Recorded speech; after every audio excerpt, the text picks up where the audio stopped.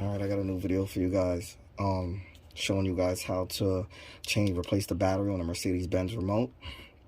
I'm going to show you guys how quick and easy it is. It's not going to take long. My video is going to be short and to the point, okay? So now I'm going to take out the emergency key, like so. There's going to be a little tab here. Then I'm just pull the emergency key out like so. I use a screwdriver, small screwdriver, okay? Then I'm going to put the small screwdriver through the bottom in the middle. See?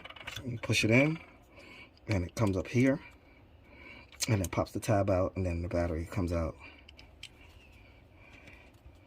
I'm just going to just knock the battery out the back, and it'll fall out. And then the battery is a CR2032. It's the battery. You get the new one, you put it in. Put the back on, and that's it. You're good to go. I'll put your emergency key back in. Alright, that's it.